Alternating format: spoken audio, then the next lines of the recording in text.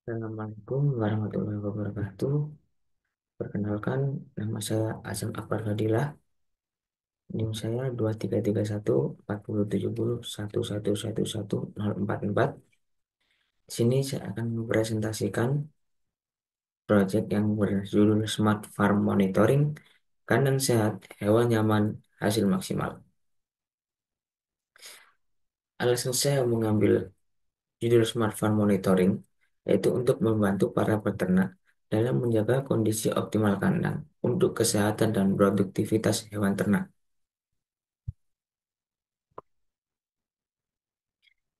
Nah, ini profil saya. Nama saya Asim Ausmadillah. Saya mahasiswa Universitas Brawijaya, program studi Teknologi Informasi.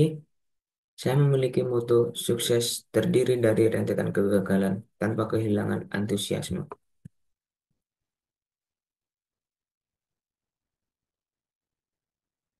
Untuk latar belakang masalah, yang pertama ada pemantauan secara real time, yang mana pemantauan kondisi lingkungan di kandang masih banyak dilakukan secara manual, yang membutuhkan waktu, tenaga, dan seringkali kurang akurat. Sehingga saya mencoba untuk menawarkan solusi inovatif untuk mengatasi masalah ini. IoT memungkinkan untuk pengembangan sistem otomatis yang dapat memantau dan mengontrol kondisi lingkungan secara real time.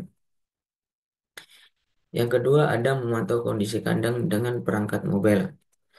Saya juga akan menyediakan perangkat lunak berupa aplikasi sehingga peternak bisa memantau kondisi lingkungan kandang dimanapun dia berada.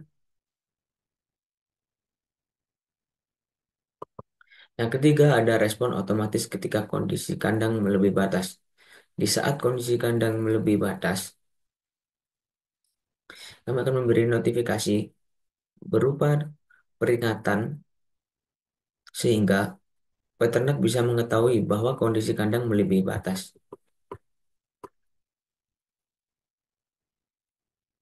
Nah, ini untuk tampilan mockupnya. Selanjutnya ada WBS atau struktur rincian kerja. Yang pertama ada perencanaan proyek. Perencanaan proyek ini kita akan mengidentifikasi kebutuhan, studi literatur, timeline, dan menyusun anggaran. Yang kedua ada perancangan sistem.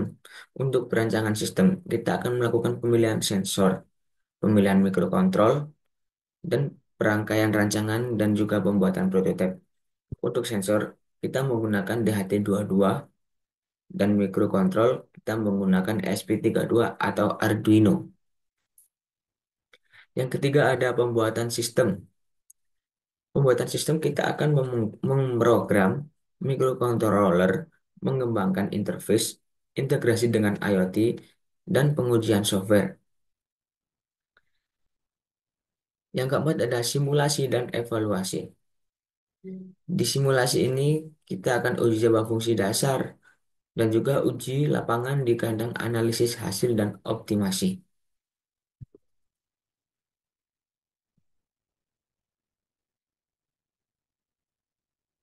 Nah, untuk biaya, perangkat keras kita terkena di Rp180.000 dan perangkat lunak kita terkena di Rp3.000.000. Untuk biaya personil kita terkena Rp3.000.000 dan biaya tambahan kita terkena Rp500.000. Total estimasi semua biayanya kita terkena di Rp6.680.000. Berikut ada mitigasi resiko. Yang pertama ada gagal baca sensor.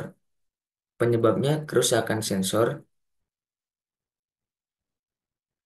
Kerusakan sensor ini dapat menyebabkan data tidak akurat sehingga peternak salah mengambil keputusan.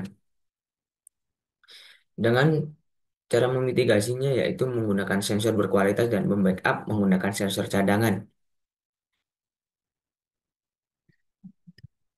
Yang kedua ada koneksi internet tidak stabil. Penyebabnya adalah jaringan lemah sehingga data tidak terkirim ke cloud atau database. Dampak risikonya sedang. Cara memitigasinya adalah simpan data lokal jika offline dan memberi notifikasi jika jaringan terputus. Yang ketiga ada kerusakan perangkat keras. Penyebabnya suhu yang ekstrim. Suhu yang ekstrim bisa menyebabkan perangkat cepat rusak dan cara memitigasinya adalah menggunakan casing tahan air dan memasang di tempat yang aman. Yang keempat ada kesalahan interpretasi data. Penyebabnya adalah tampilan interface membingungkan sehingga peternak salah memahami kondisi kandang. Dampaknya rendah.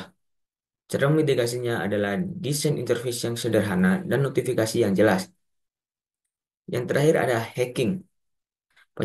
Penyebabnya yaitu sistem IoT tidak diamankan.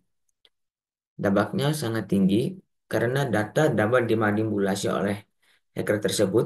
Cara memitigasinya adalah autentifikasi dua faktor.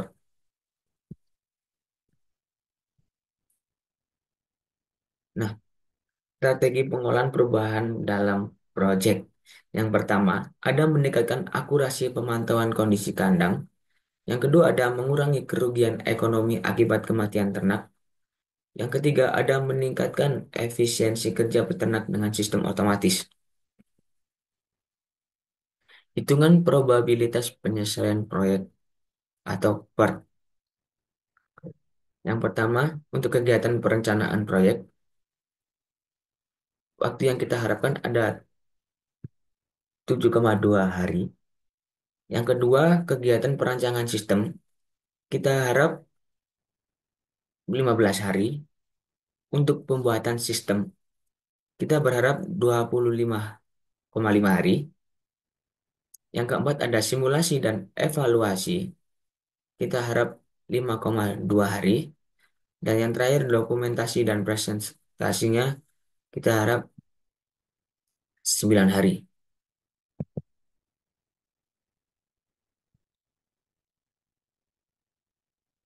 Mungkin saya ucapkan terima kasih dan saya harap